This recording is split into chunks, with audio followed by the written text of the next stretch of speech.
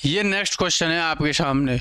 देखिए 137 धारा 137 किससे संबंधित है? ये आपको मिलान करना है, इधर मैच करना है, ठीक है ना। इधर आपको मैच करना है इसका, ठीक है। अब ये जो मैच करना है,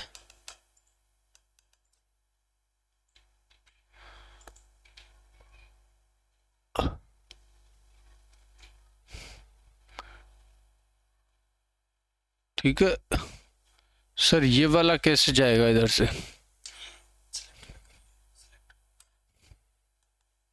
ओके ठीक है, थैंक यू सर। अब देखिए इस क्वेश्चन को हम देखने वाले हैं, इससे संबंधित हम सारे पहले सेक्शन देख चुके हैं, आप लोगों को मैं कई बार रिवाइज कराया हूं इसको, ठीक है। 137 में क्या है, किससे संबंधित है? 137। 141 में क्या है? 147, 152। 137 आपका व्यपहरण के संबंध में बात करता है। कितने प्रकार के व्यपहरण है? 2 प्रकार के हैं, एक भारत में से व्यपहरण और एक विधिपूर्ण संरक्षकता में से व्यपहरण, ठीक है। अब 141 विदेश से बाल तस्करी के संबंध में। 147 युद्ध, भारत सरकार के विरुद्ध युद्ध कारित करना, ठीक है, भारत सरकार के विरुद्ध युद्ध करना। 147। 152 में भारत की संप्रभुता, एकता, अखंडता को खतरा में डालने वाले कार्य करना, 152 में दे रखा है। 147 बात करता है आपका युद्ध के संबंध में। 137 अपहरण या व्यपहरण, ठीक है। 137 व्यपहरण, ठीक है, व्यपहरण। 141 में बाल तस्करी, इससे संबंधित सारे सेक्शन हम पहले देख चुके हैं, ठीक है। अब नेक्स्ट क्वेश्चन देखते हैं, ठीक है। नेक्स्ट क्वेश्चन देखो 127, 147, 101, ठीक है। चलो इस क्वेश्चंस को देखते हैं, इसमें हम सारे सेक्शन फिर से रिवाइज कर लेंगे, कोई दिक्कत नहीं, हमें जितना करना है सब रिवाइज करना है, समझ रहे हो ना।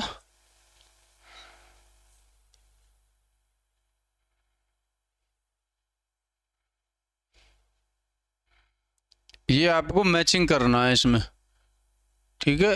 अब इसमें हम करेंगे क्या, 116, 101, 127, 147, 116। 116 में क्या दिया हुआ है? 116 में आपका 116 किसके संबंध में बात करता है? गंभीर चोट के संबंध में। 127 अवैध कैद यानी सदोष परिरोध के संबंध में, ठीक है। 147 भारत सरकार के विरुद्ध युद्ध। 101 में हत्या। अब इससे संबंधित हम सारे सेक्शन देख लेते हैं, ठीक है। 116 ये गंभीर चोट के बारे में बात करता है, लेकिन हम 114 से देखेंगे सारे सेक्शन। 114 में क्या है?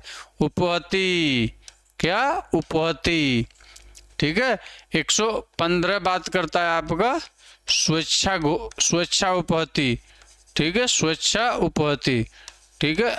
अब 116 बात करता है घोर उपहति, ठीक है, गंभीर उपहति, ठीक है, गंभीर चोट के संबंध में घोर उपहति। 117 बात करता है स्वेच्छा घोर उपहति। 117 किसके संबंध में? स्वेच्छा घोर उपहति, ठीक है। 118 बात करता है आपका घोर आयुध यानी गोला बारूदों द्वारा, गोला बारूद, घोर आयुध, असला बारूद द्वारा घोर उपहति। 119 आपकी बात करती है, किसके संबंध में बात करती है? संपत्ति को उद्यापित करने के आशय से घोर उपहति। 120 संस्वीकृति, संस्वीकृति के लिए यानी कि कोई भी संस्वीकृति प्राप्त करने के लिए, कन्फेशन प्राप्त करने के लिए, ठीक है। 120 ये सारे सेक्शन आसपास के डन। 127 बात करता है आपका सदोष परिरोध के संबंध में। ये धारा सदोष परिरोध के संबंध में बात करती है, सदोष परिरोध के संबंध में, ठीक है। 126 किस बारे में बात करती है? 126 सदोष अवरोध के संबंध में, सदोष अवरोध के संबंध में। यूपी एपीओ के लिए ये बहुत इंपॉर्टेंट क्लास है। आप लोगों का पूरा जितने भी सेक्शन की प्रॉब्लम हो रही है ना कि सेक्शन याद नहीं हो रहे, इस वीडियो को देख लेना, एक एक सेक्शन आपके टिप्स पे हो जाएगा। ठीक है, 126, 127, 128 बात करता है किसके संबंध में? बल के संबंध में। 129 बात करता है आपको आपराधिक बल के संबंध में। ठीक है, आपराधिक बल के संबंध में, आपराधिक बल के संबंध में। वहीं 129 आपराधिक बल, 130 हमला के संबंध में बात करता है। ठीक है, चलो इसके आसपास की सारी धारा हमने कवर कर ली। 147 बात कर रहा है आपका किसके संबंध? 147 बात करता है आपका, 147 आपका भारत सरकार के विरुद्ध युद्ध करना, भारत सरकार के विरुद्ध युद्ध करना, युद्ध का दुष्प्रेरण करना, युद्ध की तैयारी करना। ये किसमें? 147 में। और 148 किस बारे में बात करता है? 148 बात करता है जो धारा 147 में दिया हुआ है इसका क्या करना? षड्यंत्र करना, षड्यंत्र करना। 148 इस बारे में बात करता है। 149 बात करता है भारत सरकार के विरुद्ध युद्ध करने के आशय से घोर आयुध इकट्ठा करना, आयुध असला बारूद। ठीक है, आयुध इकट्ठा करना। 150 के 150, 150 जिसे कहते हैं, 150 आपका बात करता है किस संबंध में बात कर रहा है? 150 बात कर रहा है आपका किसी परिकल्पना को छुपाना, युद्ध करने की परिकल्पना को छुपाना। 151 किस बारे में बात करता है? 151 बात करता है किसी विधिपूर्ण शक्ति, विधिपूर्ण शक्ति या राज्यपाल या राष्ट्रपति को अपने बस में करके विवश करना। ठीक है, ऐसा कोई कार्य करना। 151, 152, 152 आपका बात करता है भारत की संप्रभुता, एकता, अखंडता को खतरा में डालने वाले कार्य करना, धारा 152। ठीक है, खतरा किसको? संप्रभुता और अखंडता, एकता को। ठीक है, वहीं 153 बात करता है भारत सरकार के साथ जिसके मैत्रीपूर्ण संबंध है, मैत्रीपूर्ण संबंध है उसके साथ क्या करना? युद्ध करना। ठीक है, युद्ध करना, तो ये अपराध है। 154 किस बारे में बात करता है? भारत सरकार के साथ, देखो यहाँ तो मैत्रीपूर्ण संबंध के बारे में बात कर रहा है, उधर शांतिपूर्ण संबंध है जिस देश के साथ, उसके क्षेत्र में क्या करना? लूटपाट करना, लूटपाट करना। ठीक है, लूटपाट करना। वहीं अब देखो इससे हम डायरेक्ट 156, 157 और देख लेते हैं। 157, 158 ये मिनी मैराथन चल रही है आपकी। ठीक है ना, 156 में क्या? राज कैदी या युद्ध कैदी को निकल भागने देना, राज कैदी या युद्ध कैदी को, युद्ध कैदी को निकल भागने देना। कौन? लोक सेवक द्वारा। और 157 क्या? लोक सेवक द्वारा उसका सहन करना, लोक सेवक द्वारा राज कैदी या युद्ध कैदी को निकल भागने देना को सहन करना। ठीक है, सहन करना। अब 158 में क्या? संश्रय देना, संश्रय देना किसको? राज कैदी या युद्ध कैदी को, राज कैदी या युद्ध कैदी को संश्रय देना। ठीक है, संश्रय देना। देखो इससे संबंधित सारे सेक्शन हमने यही याद कर लिए, ऐसे ही होता है रिवीजन। 101 किस संबंध में? हत्या के संबंध में बात करती है। 101 हत्या के बारे में बात करती है। 102 आजीवन सिद्ध दोष द्वारा व्यक्ति द्वारा अपराध कारित किया, जिसे विद्वेष अंतरण भी कहते हैं। क्या कहते हैं? विद्वेष अंतरण।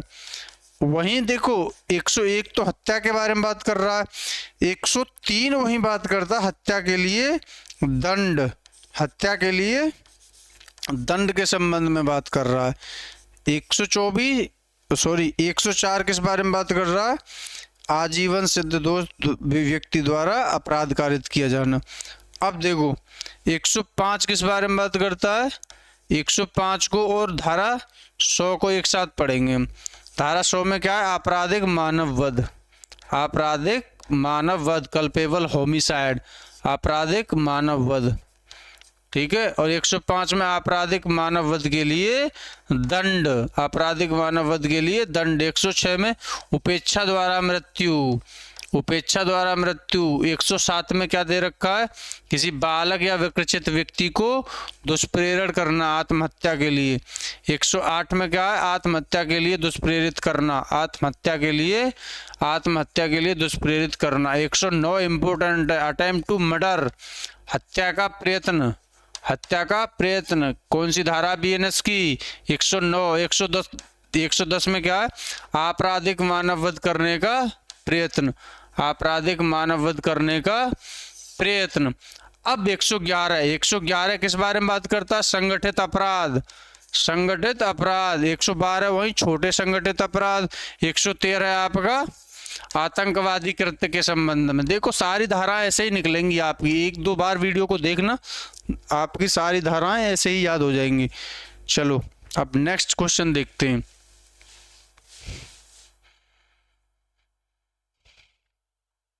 देखो क्रूरता से संबंधित धाराएं, इसमें क्या देखेंगे हम, पति द्वारा पत्नी के साथ क्रूरता से संबंधित धारा है।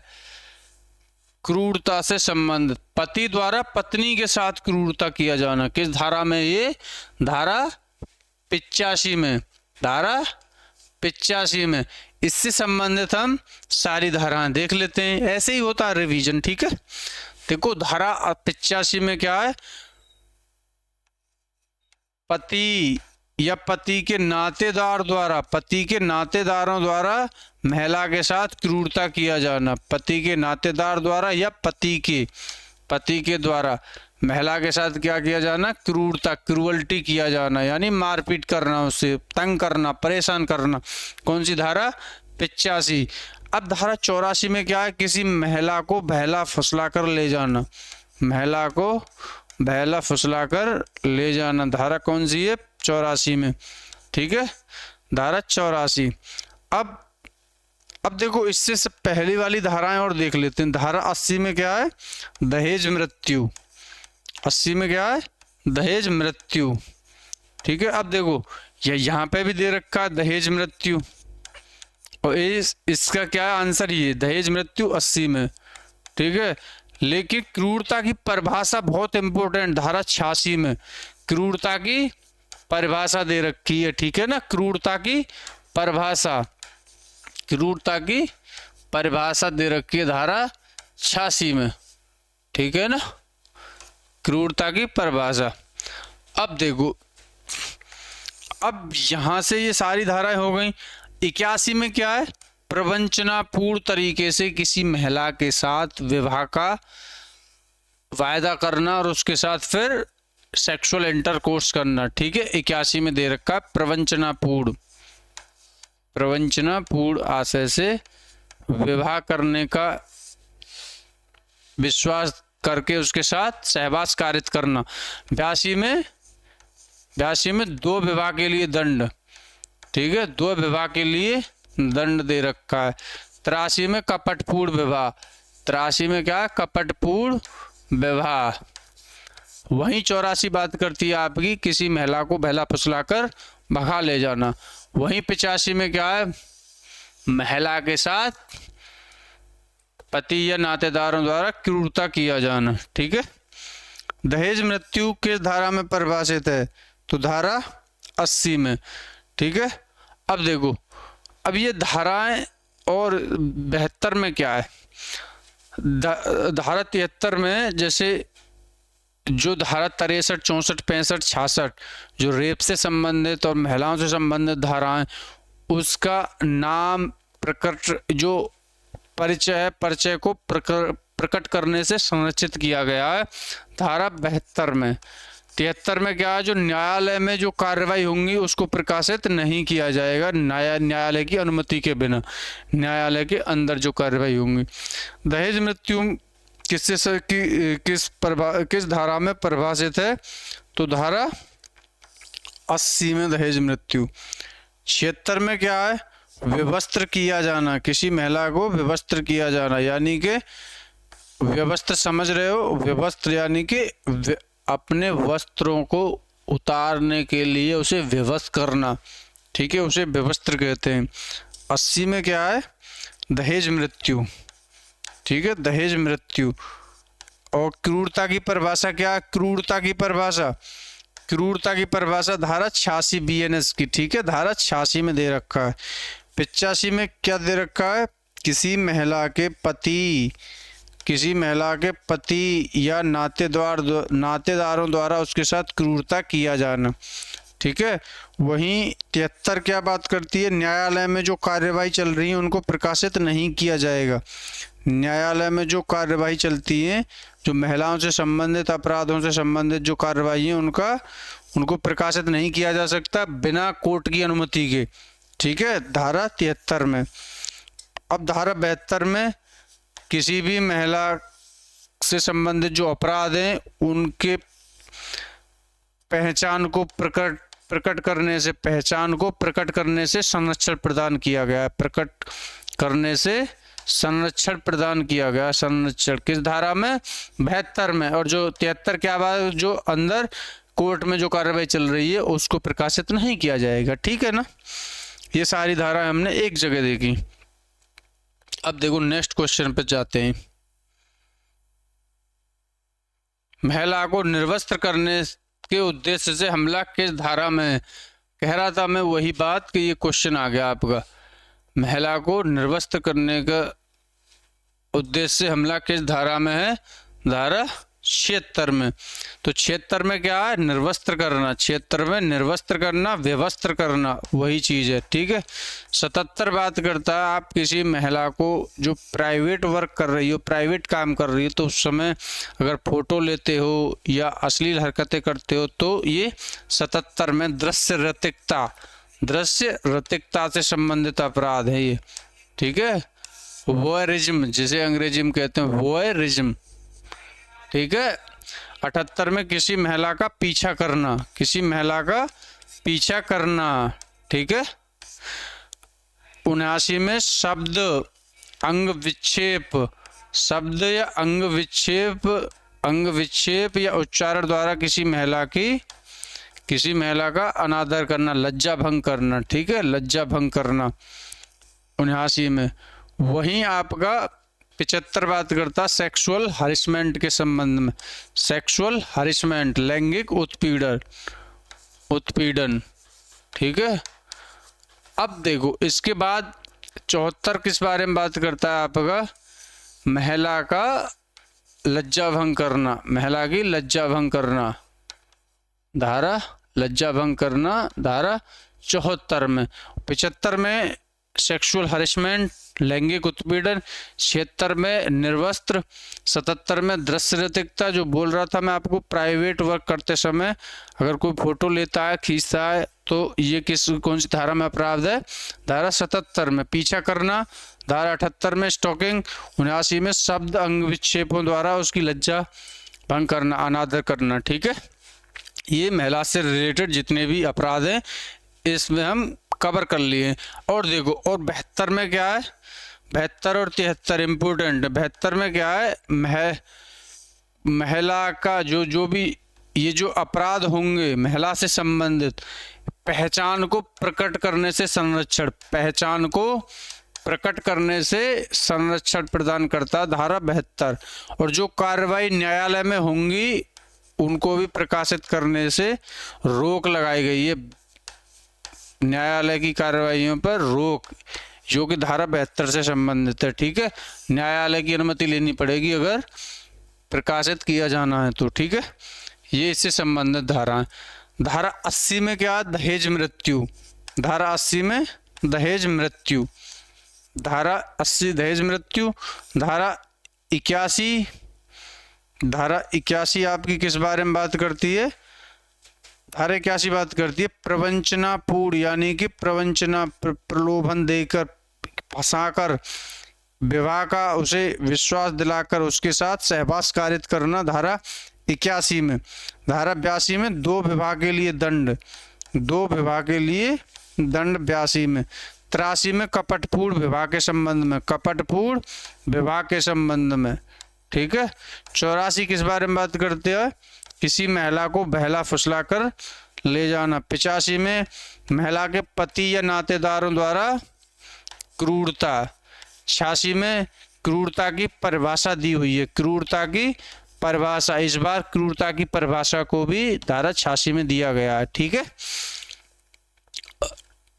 अब देखो सारी धाराओं का हमने इस एक ही क्वेश्चन में पोस्टमार्टम कर लिया। ठीक है, अब नेक्स्ट क्वेश्चन देखते हैं।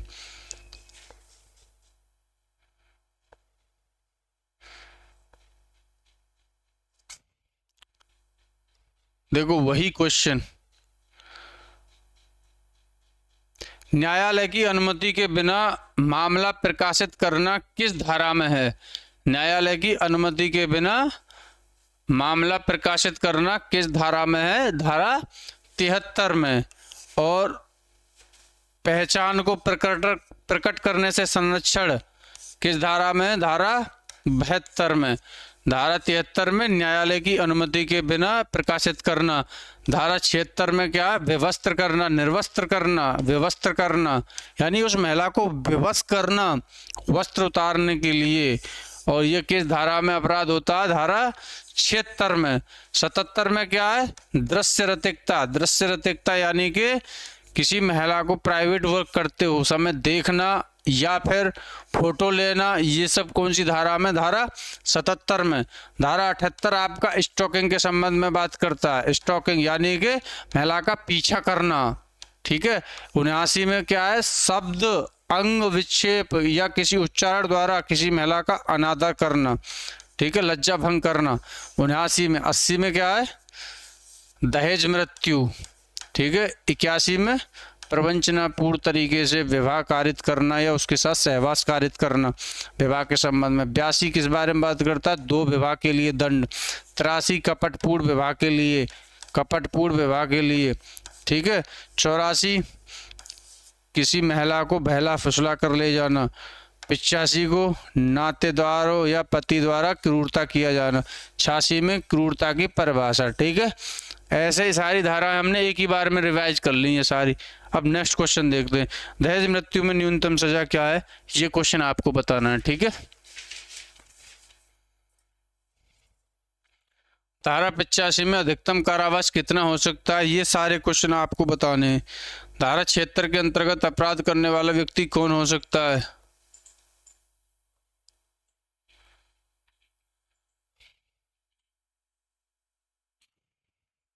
अब देखो, अब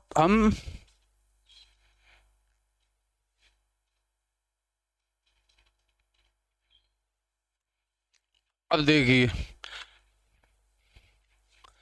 यदि बिना अनुमति हाई कोर्ट का निर्णय छापा जाए तो अपराध होगा? अपराध नहीं होगा, केवल जुर्माना, चेतावनी, अपराध नहीं होगा।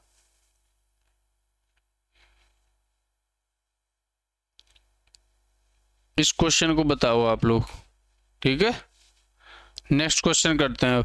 विवाह के कितने वर्षों के भीतर मृत्यु होने पर दहेज मृत्यु मानी जाती है? तो 7 वर्ष के भीतर।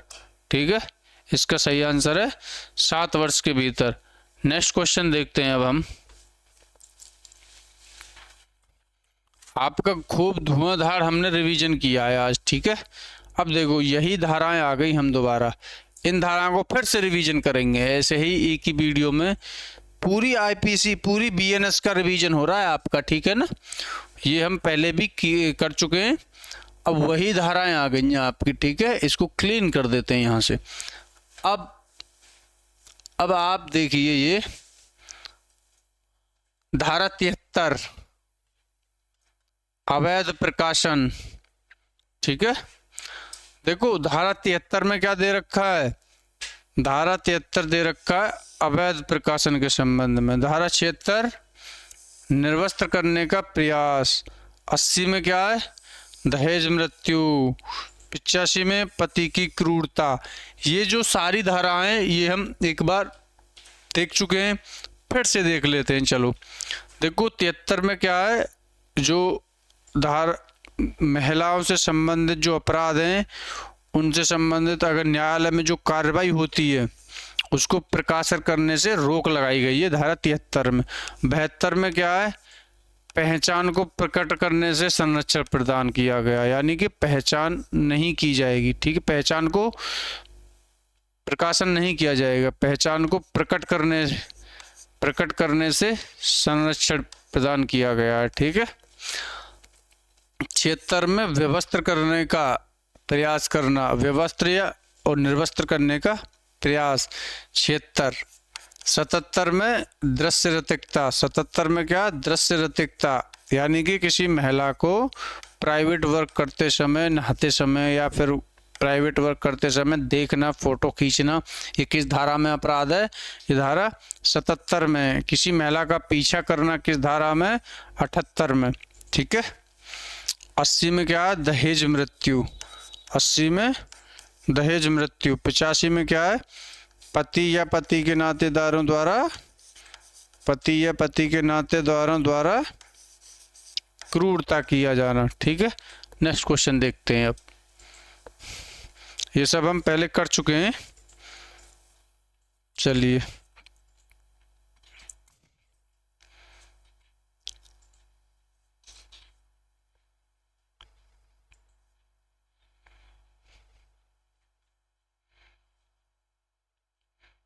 ये क्वेश्चन हम पहले कर चुके हैं सब। ठीक है।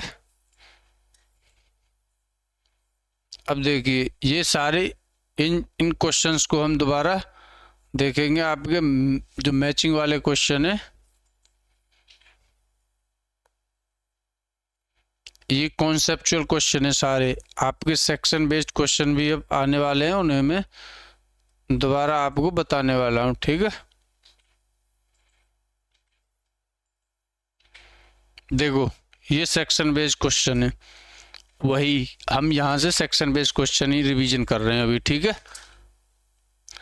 अब देखो, इसमें ये क्वेश्चन है, इसे देखो, धारा 14 का मिलान करो बीएनएस की, धारा 20 का, धारा 25 का, धारा 6 का। ठीक है। इसका मिलान करते हैं हम। धारा 14 में क्या है? सहमति से जोखिम, विधि का पालन, बाल अपराध, सहमति से जोखिम, आजीवन कारावास। धारा 14 में क्या दे रखा है?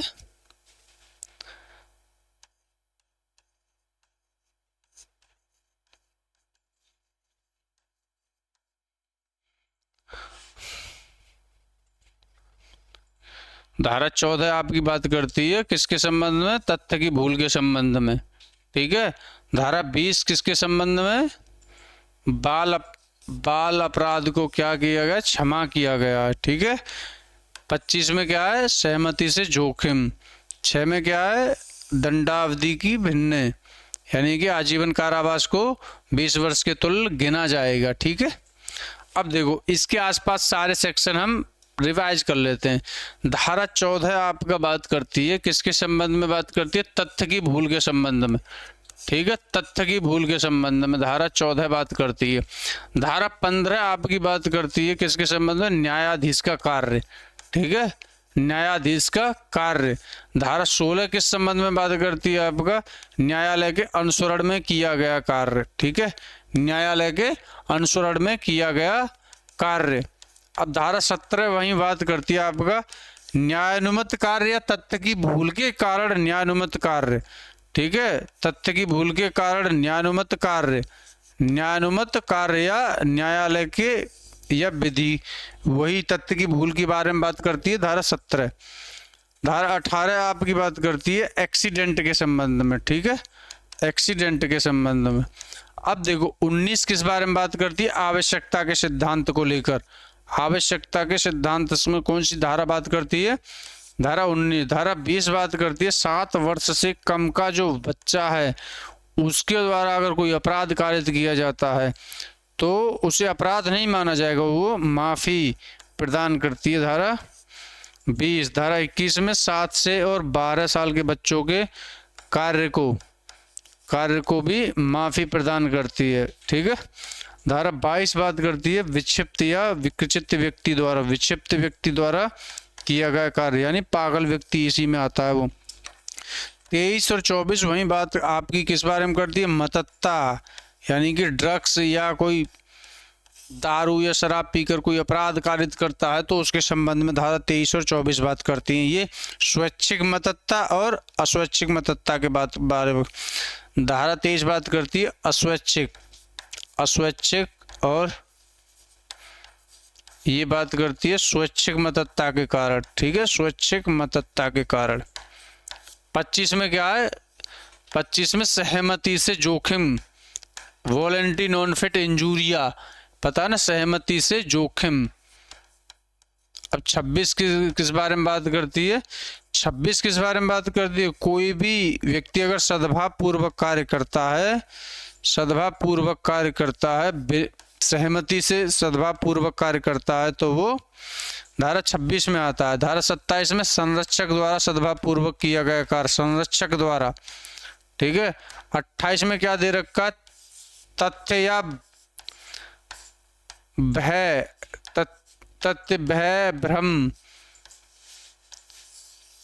भय या भ्रम के द्वारा सहमति कारित की गई, ठीक है, तथ्य या भय या भ्रम के द्वारा सहमति कारित की। 29 में ऐसे कार्य जो स्वतः अपराध हैं, ऐसे कार्य जो स्वतः अपराध हैं, स्वतः अपराध है, जैसे कि क्या, 29 जैसे गर्भपात कारित करना। 30 में क्या दे रखा है, बिना सहमति के सद्भाव पूर्वक किया गया कार्य, बिना सहमति के सद्भाव पूर्वक किया गया कार्य। 31 में सद्भाव पूर्वक संसूचना दिया जाना, सद्भाव पूर्वक संसूचना दिया जाना। 31 में 32 में धमकी द्वारा किया गया कार्य, धमकी द्वारा। 33 बात करता है आपका किस संबंध में, तुच्छ प्रकृति के कार्य, तुच्छ प्रकृति के कार्य। ये सारे सेक्शन हमने इसी में रिवाइज कर लिए हैं, ठीक है, एक ही सेक्शन, एक ही क्वेश्चन से देखो हमने कितने सारे सेक्शन रिवाइज किए हैं, ठीक है। ऐसे ही आपको रिवाइज करना है सारे। यूपी एपीओ में तभी सिलेक्शन होगा जब आप लोग सारे सेक्शन देख लीजिए। सेक्शन बेस्ड क्वेश्चन आ सकते हैं, और पिछली बार लास्ट टाइम सेक्शन बेस्ड ही क्वेश्चन आए थे यूपी पीसीएस जे और यूपी एपीओ में, और इवन यहाँ तक के बिहार सिविल जज में भी, ठीक है। इस क्वेश्चंस को करिए आप लोग, ठीक है। देखिए, ए और बी बॉक्सिंग करते हैं, बी को चोट लगती है, क्या ए दोषी है, नहीं, हाँ, जुर्माना सजा अनिवार्य है, ठीक है।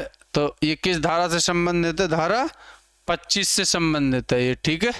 ये किस धारा से संबंधित है, धारा 25 में। उसमें मैंने कहा था ना, वो सहमति से जोखिम कारित करता है तो उसको धारा 25 माफी प्रदान करती है, ठीक है, भले ही चोट लग जाओ उसे, जब धारा 25 इसी को तो संरक्षण प्रदान करती है, धारा 25, ठीक है।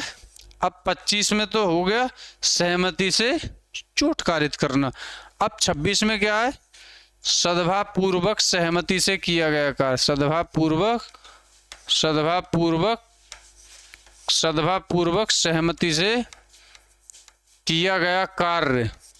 जैसे डॉक्टर करते हैं और किसी मरीज की मृत्यु हो जाती है तो वो सद्भाव पूर्वक सहमति से कार्य करते हैं। 27 में संरक्षक द्वारा किया गया कार्य, 27 में संरक्षक द्वारा किया गया सहमति से कार्य। 28 में किसी तथ्य या भय या भ्रम के अधीन दी गई सहमति, भ्रम के अधीन दी गई सहमति के संबंध में।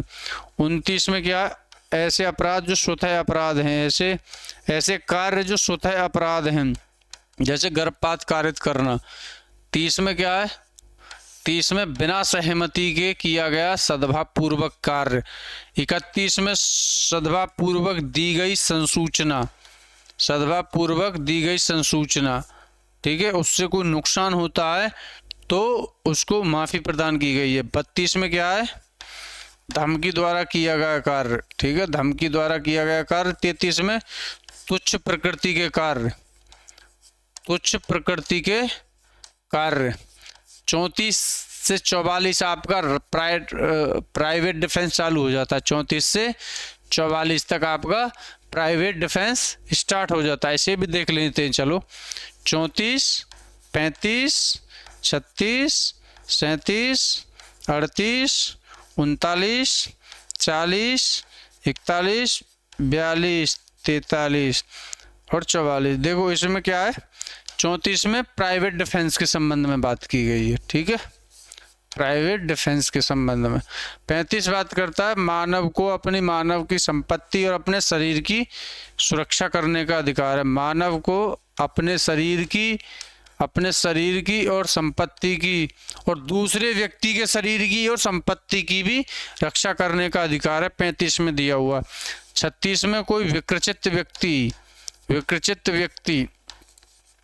व्यक्ति के विरुद्ध भी अधिकार प्राप्त है, ठीक है। 37 में क्या है, कुछ कंडीशन दी गई है कि ऐसी स्थितियों में आप इस प्राइवेट प्रतिरक्षा के अधिकार का प्रयोग नहीं कर सकते। 37 में क्या रिस्ट्रिक्शन है, ठीक है, रिस्ट्रिक्शन लगाए हुए, रिस्ट्रिक्शन यानी जिस कब जैसे अगर आपके पास मौका है कि लोक सेवक की सहायता प्राप्त कर सकते हैं और लोक सेवक के विरुद्ध भी प्राप्त नहीं होगा, बशर्ते कब नहीं होगा, जब घोर उपपत्ति या मृत्यु की आशंका कारित ना हो, ठीक है। ये धारा 37 में दे रखे हैं रिस्ट्रिक्शन, ठीक है। और लोक सेवक के निर्देश के अधीन भी ये अधिकार आपको प्राप्त नहीं होता है, ठीक है। 38 किस बारे में बात करता है, ऐसी परिस्थितियां दे रखी हैं जिसमें आप इस अधिकार के अधीन किसी की मृत्यु कारित कर सकते हैं। धारा 38 में मृत्यु कारित कर सकते हैं, ठीक है। अपने प्राइवेट डिफेंस को के लिए आप धारा 38 में क्या मृत्यु कारित कर सकते हैं। उसमें क्या है, अगर आपको खतरा है कि घोर उपपत्ति होगी, ऐसे हमले का खतरा है कि घोर उपपत्ति होगी, और अगर आपको खतरा है कि उसका मृत्यु हो सकती है ऐसे हमले से, खतरा है कि ये बलात्संग प्रकृति का हमला है, खतरा है काम तृष्णा के विरुद्ध, व्यपहरण या अपहरण का खतरा है, ठीक है। ये सब धारा 38 में दे रखी है। 39 में क्या दे रखा है, 39 में दे रखा है कि आप लोग मृत्यु, देखो 38 में कर सकते हैं, 39 में मृत्यु से भिन्न कोई अपहानि, मृत्यु से अलग कोई अपहानि यानी कि हानि, अलग अपहानि आप कारित कर सकते हो, मृत्यु को छोड़कर कुछ भी उसमें अपहानि कारित हो सकती है। 40 में क्या दे रखा भाई, 40 में दे रखा है कि ये जो अपराध है आपका शरीर के विरुद्ध जो अपराध है, ये कब से प्रारंभ होगा और कब तक बना रहेगा, ये किस सेक्शन में बात की गई है, धारा 40 में दे रखी है, ठीक है, धारा 40 में। अब 41 में देखो, 41 से लेकर 44 तक देखिए।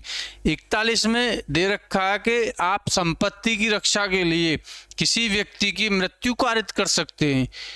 किसमें, धारा 41 में मृत्यु कारित की जा सकती है आप, ठीक है, संपत्ति की रक्षा के लिए, धारा 41 में। 42 बात क्या करता है, वही फिर मृत्यु से भिन्न अपहानि कारित करना, मृत्यु से भिन्न अपहानि, ठीक है, मृत्यु से भिन्न अपहानि कारित करना। वहीं 43 किस बारे में बात कर रखा है भाई, देखो यही धारा यहीं से निकल के आ रहा है, याद करने के लिए कोई अलग रटना नहीं, समझना चीजों को। 41 मृत्यु कारित कर सकते हैं, 42 में मृत्यु से भिन्न कोई अपहानि कारित की जा सकती है। 43 में क्या है कि ये जो प्राइवेट, ये जो संपत्ति के अधिकार का रक्षा करने का जो अधिकार है संपत्ति को, इस अधिकार को प्रारंभ कब से माना जाए और कब तक ये बना रहे, इसका प्रारंभ और कब तक ये बना रहे, ठीक है। 44 में क्या है, 44 देखो साफ तौर पर कहता है कि आप किसी भी निर्दोष व्यक्ति की भी हत्या कारित कर सकते हो। आपको ऐसा लग रहा है कि आपके ऊपर एक भीड़ आक्रमण करने वाली है और उस भीड़ आक्रमण कर रही है और आपको लग रहा है कि इस भीड़ में कुछ निर्दोष व्यक्ति हैं, अगर आप गोली चलाते हो उस भीड़ पर, उसमें कोई निर्दोष व्यक्ति मारा जाता है, तो उसी चीज को माफी प्रदान करती है धारा 44 बीएनएस की, ठीक है। तो 34 से लेकर 44 तक आपका प्राइवेट डिफेंस के संबंध में बात की गई है। ये बहुत इंपॉर्टेंट धाराएं, आपको एक ही उसमें ये कवर हो गई। देखो ऐसे ही रिवीजन होता है, यहाँ 25 से 26 ये सारी धाराएं हमने कवर की, ठीक है। अब इसके बाद हम नेक्स्ट क्वेश्चन देखते हैं कोई, ठीक है।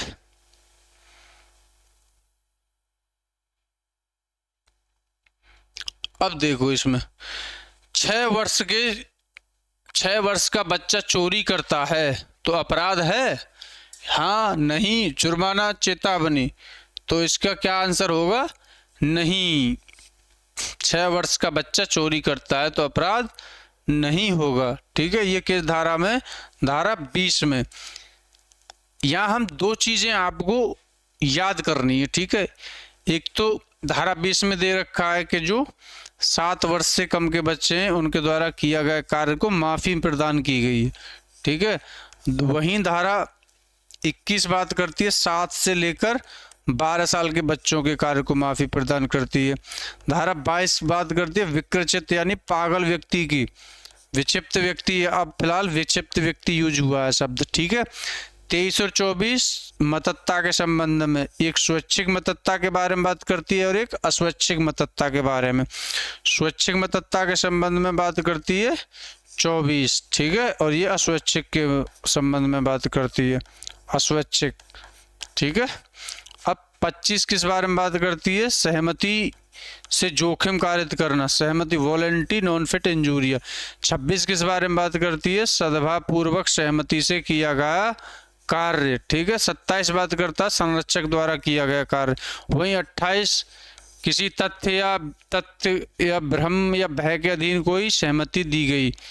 ठीक है, 29 में ऐसे कार्य जो स्वतः अपराध हैं, स्वतः अपराध हैं या अपहानीय, कि जैसे कि क्या, गर्भपात कारित करना।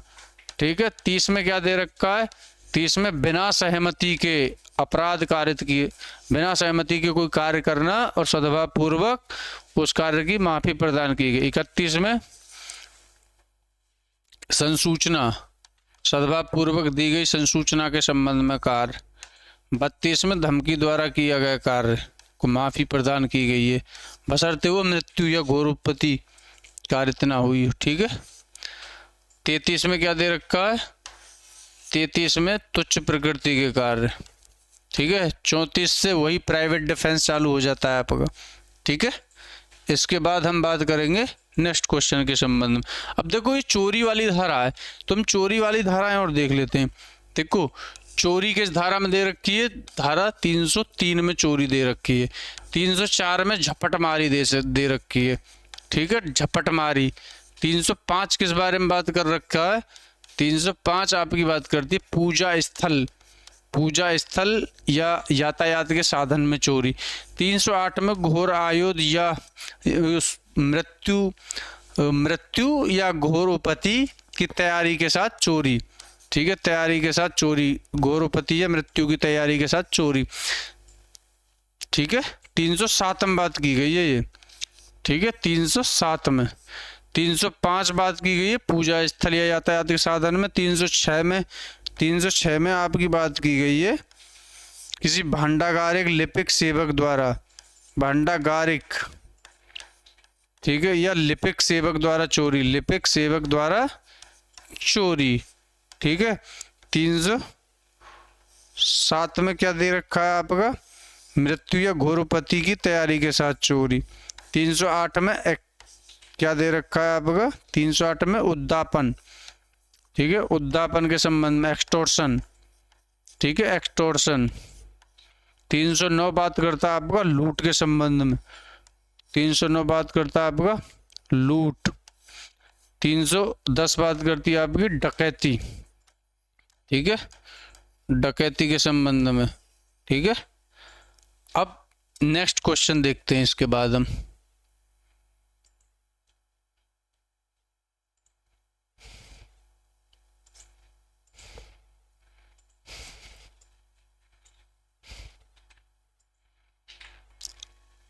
अब देखिए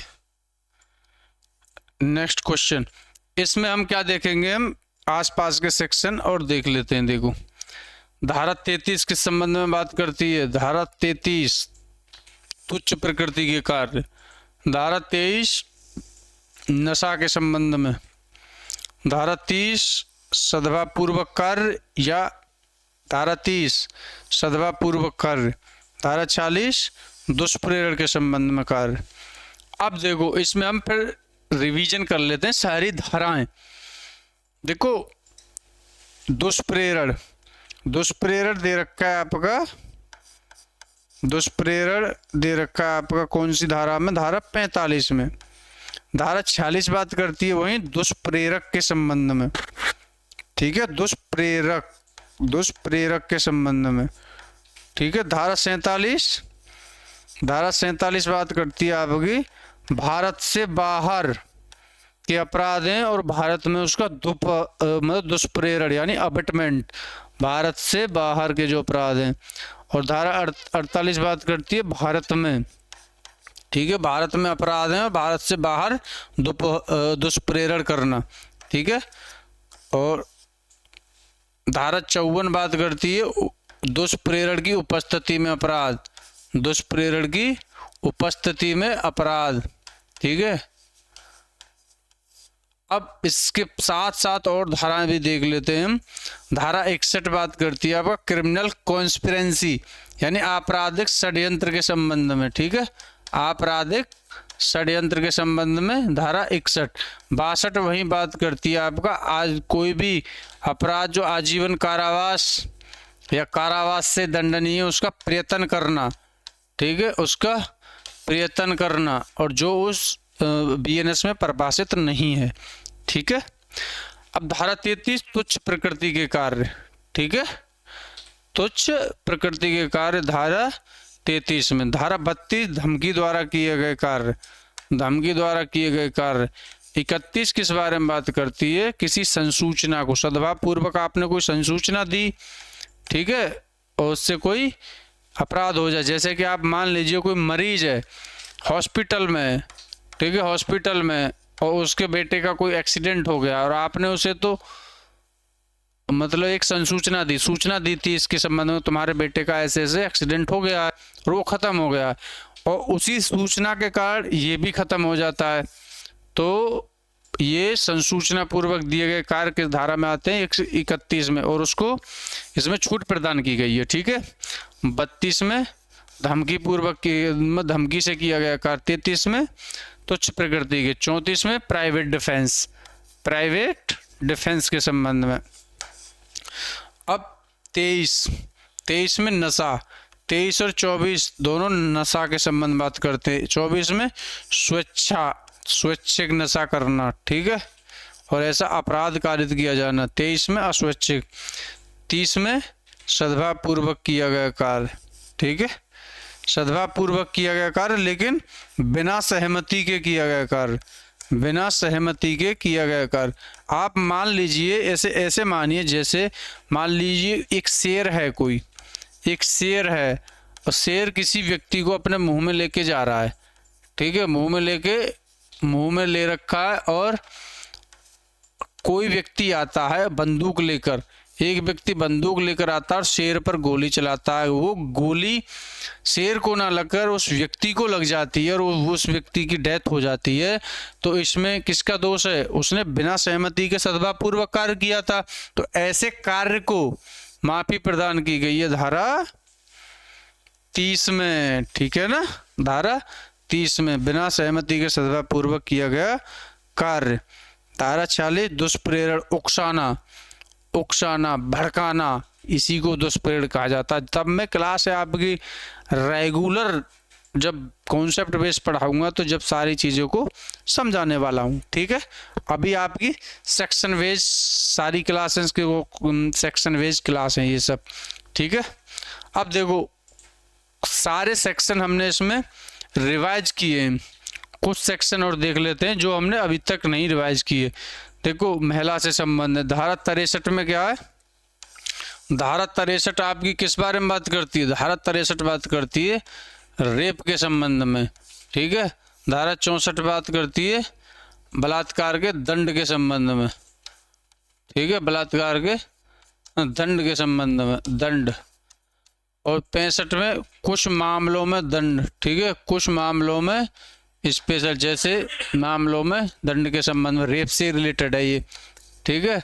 66 में विकृतशील अवस्था तक या मृत्यु तक उसके साथ रेप कारित किया जाना, किसी महिला के साथ विकृतशील दशा तक यानी पागल होने की दशा तक या मृत्यु कारित करने तक रेप कृत्य करना, ठीक है। 67 में क्या है, 67 में अपनी पत्नी के साथ सहवास कारित करना, वो पृथक रह रही हो, पृथक रह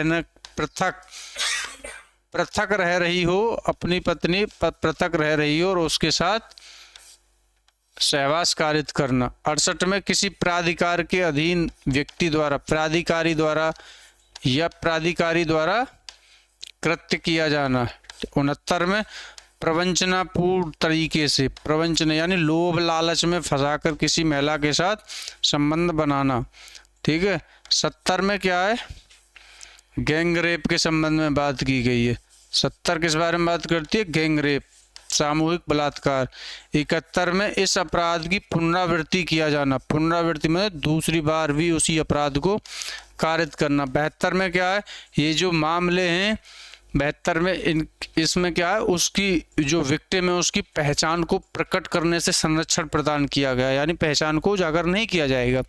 73 में अगर न्यायालय में ऐसी कार्रवाई होती है तो उनको भी बिना न्यायालय की अनुमति से प्रकाशन में नहीं लाया जाएगा। ठीक है। तो इस वीडियो में हमने सारे सेक्शन रिवाइज किए हैं। ठीक है। सारे सेक्शन, जितने भी क्वेश्चंस आपके बनेंगे इस वीडियो से, सब इसमें सेक्शन बेस्ड सारे क्वेश्चन आपके कवर होने वाले हैं। ठीक है ना। ये देखो, ये सारे हम सेक्शन सब रिवीजन कर चुके हैं इनको। ठीक है ना। धारा 35, धारा 69, धोखाधड़ी, धारा 66। चलो इसे और देख लेते हैं एक बार, एक क्वेश्चंस को और देख लेते हैं।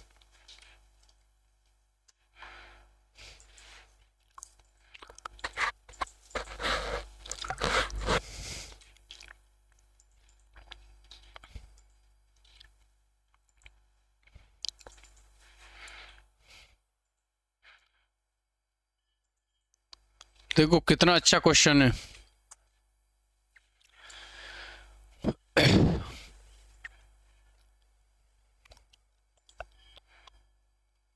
मिलान करना है। धारा 69 धोखाधड़ी से संबंध, धारा 72 पीड़िता की पहचान, धारा 35 संपत्ति की रक्षा, धारा 66 आजीवन मृत्यु। अब देखो, इससे संबंधित हम सारे सेक्शन इसमें रिवाइज करने वाले, सारे सेक्शन आपको रिवाइज कराऊंगा मैं इसी में। कैसे रिवीजन करना है, देखिए कैसे करना रिवीजन। आप लोग ये देखिए कि इसमें कौन कौन से सेक्शन है। देखो, ये 69 धोखाधड़ी से संबंध, 72 पीड़िता की पहचान, 35 संपत्ति की रक्षा, 66 आजीवन मृत्यु, ये उसकी मृत्यु हो जाती है। ठीक है। 69 में क्या है, मैंने कहा था आपको कि प्रवंचनापूर्ण तरीके से, वही धोखाधड़ी से संबंध बनाना किसी महिला से।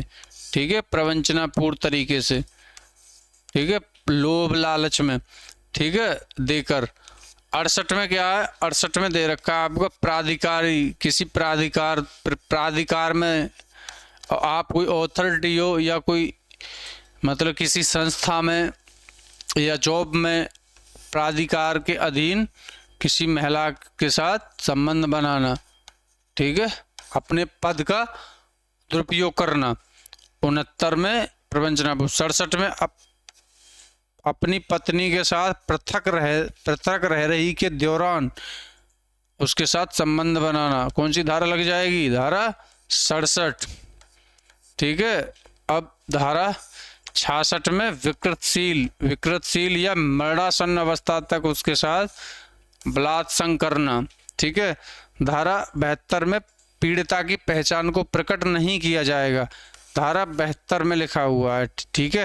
और धारा 73 में भी ये कि धारा 72 के अधीन जो कार्रवाई चलती है उनको न्यायालय की अनुमति के बिना प्रकाशन नहीं किया जाएगा, न्यायालय की अनुमति के बिना प्रकाशित नहीं किया जाएगा। धारा 74 किससे संबंधित है, 74 लज्जा भंग करना, महिला की लज्जा भंग करना। 75 सेक्सुअल हरासमेंट के संबंधित। ठीक है, सेक्सुअल हरासमेंट। 76 में विवस्त्र करना यानी निर्वस्त्र करना, किसी महिला को मतलब वस्त्र उतारने के लिए उसे विवश करना। 77 में दृश्य रतिकता का मतलब किसी महिला को नहाते या प्राइवेट वर्क कर रही हो उसको उसका फोटो लेना या ऐसा कोई कृत्य करना जो धारा 77 का वायलेशन करता है। धारा 78 में पीछा करना। ठीक है। धारा 79 में शब्द या अंग विक्षेप द्वारा किसी महिला पर हमला करना, अनादर करना। 80 में क्या है, दहेज मृत्यु। 80 में दहेज मृत्यु, ठीक है। अब देखो, अब धारा 35 में क्या है, प्राइवेट संपत्ति की रक्षा। अब 35 से लेकर हम और भी सेक्शन, धारा 34, धारा 35, धारा 36, धारा 37, धारा 38, धारा 39, 40, 41, 42, 43, 44, ये दोबारा इनको रिवाइज कर लेते हैं। 34 में क्या दे रखा है आपका, प्राइवेट डिफेंस के संबंध में, यानी प्राइवेट प्रतिरक्षा के संबंध में बात कर रखी है। प्रतिरक्षा, निजी प्रतिरक्षा के संबंध में धारा 34 बात कर रखी है। 35 बात करती है आपको मानव शरीर की सुरक्षा करना, रक्षा करना और अपनी संपत्ति की रक्षा करना। अपनी तो करना ही करना, किसी अन्य व्यक्ति की संपत्ति की और उसके शरीर की भी रक्षा कर सकते हो आप। किस धारा में बात की गई है, धारा 35 में, ठीक है। धारा 36 में क्या है, किसी विकृचित व्यक्ति यानी पागल व्यक्ति के विरुद्ध भी ये अधिकार प्राप्त है। कौन सी धारा कहती है, धारा 36। धारा 37 में क्या है, आपके इस अधिकार पर क्या लगाया गया, रिस्ट्रिक्शन लगाए हुए हैं, यानी कि आप धारा 37 के अधीन ही ये रक्षा करोगे। 37 में क्या दे रखा है, अगर आपके पास समय है कि आप किसी लोक सेवक की सहायता प्राप्त कर सकते हो, यानी कि लोक सेवक की सहायता, जैसे पुलिस को बुलाने का आपके पास समय है तो आप उसको बुलाने के लिए रक्षा मतलब पहले प्रायोरिटी देंगे, ठीक है। और किसी लोक सेवक के विरुद्ध इस अधिकार का प्रयोग नहीं करेंगे। अगर करेंगे तो कौन सी कंडीशन है, वही कंडीशन है कि अगर आपको उसके लोक सेवक से क्या खतरा है, आपको घोर उपपत्ति की खतरा है या अपनी जान जाने की खतरा है, तो आप धारा 37 को के जब जो रिस्ट्रिक्शन है उनको पालन करते हो उसका भी यूज कर सकते हैं, ठीक है। धारा 37 के रिस्ट्रिक्शन लगे हुए हैं, ठीक है, इस उस पर। अब धारा 38 में क्या है, धारा 38 इस बारे में बात करती है। धारा 38 में साफ तौर पर लिखा है कि आप इन कंडीशन में किसी व्यक्ति की मृत्यु कारित कर सकते हो। कब, जब आपको कोई ऐसा हमला है जिससे मृत्यु कारित हो सकती है, ऐसा हमला है जिससे आपको घोर उपपत्ति कारित हो सकती है, ऐसा हमला है जो बलात्संग का खतरा है, ऐसा हमला है जो काम तृष्णा के विरुद्ध, ऐसा हमला है जो व्यपहरण हो सकता है। तो ये सब धाराएं, इन स्थितियों में क्या है, आप मृत्यु कारित कर सकते हो, यानी किसी व्यक्ति की जान ले सकते हो। 38 में 39 में क्या दे रखा है, 39 में मृत्यु से भिन्न अपहानि कारित करना, यानी मृत्यु से अलग कोई अपहानि कारित कर सकते हो, ठीक है। अब धारा 40 किस बारे में बात करती है, धारा 40 इस बारे में बात करते हैं, ये जो प्राइवेट प्रतिरक्षा का जो अधिकार है कब से स्टार्ट होगा और कब तक ये बना रहेगा, कब से स्टार्ट होगा और कब तक बना रहेगा, धारा 40 में, ठीक है। धारा 41 बात करती है आप अपने संपत्ति की रक्षा के लिए, इसमें संपत्ति की रक्षा के लिए जैसे चोरी लूट के विरुद्ध आप किसी व्यक्ति की मृत्यु कारित कर सकते हो। ये किस धारा में लिखा है, 41 में, 41 में, ठीक है। 41 में लिखा है कि आप किसी व्यक्ति की मृत्यु कारित कर सकते हो संपत्ति की रक्षा के लिए। 42 में क्या है, मृत्यु से भिन्न कोई दूसरी हानि कारित कर सकते हो, मृत्यु से भिन्न कोई दूसरी हानि कारित कर सकते हो। 43 किस बारे में बात कर रहा है, ये जो आपको संपत्ति का प्रतिरक्षा का अधिकार है कब से प्रारंभ होगा और ये कब तक बना रहेगा, किस धारा में, कब से प्रारंभ और कब तक बना रहेगा, किस धारा में, ये धारा 43 में। धारा 44 में, धारा 44 इस बारे में बात करती है कि आप किसी भी निर्दोष व्यक्ति की भी मृत्यु कारित कर सकते हो। अगर आपको ऐसा लगता है कि आपके ऊपर पूरी भीड़ हमला कर रही है और उस भीड़ में कुछ ऐसे व्यक्ति हैं जो निर्दोष हैं, तो उनकी भी आप मृत्यु कारित कर सकते हो। किस धारा के अंतर्गत, धारा 44 में, अपनी प्राइवेट डिफेंस के संबंध, प्राइवेट अपनी जान बचाने के लिए, ठीक है ना। धारा 34 से लेकर 44 तक प्राइवेट डिफेंस के ये सेक्शन है, एक एक सेक्शन आपके टिप्स पे होने चाहिए ये, ठीक है। तो इससे संबंधित ये सारे सेक्शन हमने देखे, इधर भी सारे सेक्शन देख लिए हैं।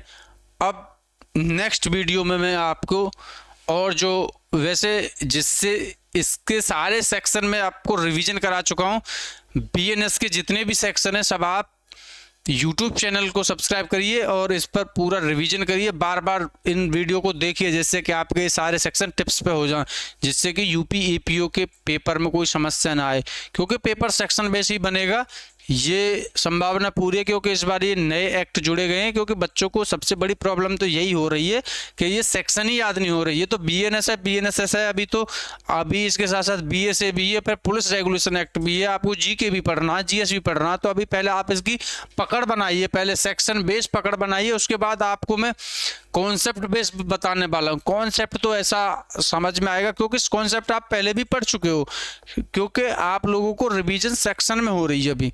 ठीक है, कॉन्सेप्ट में जब बताऊंगा आपको तो कॉन्सेप्ट वाली भी वीडियो आएंगी, जो एक एक कॉन्सेप्ट को प्योर तरीका से समझाया जाएगा। बेयर एक्ट कितना पढ़ना, कैसे पढ़ना, ये सारी चीज़ें मैं आपको बताने वाला हूँ। तो धन्यवाद, आप लोग इस चैनल पर बने रहिए। Thank you.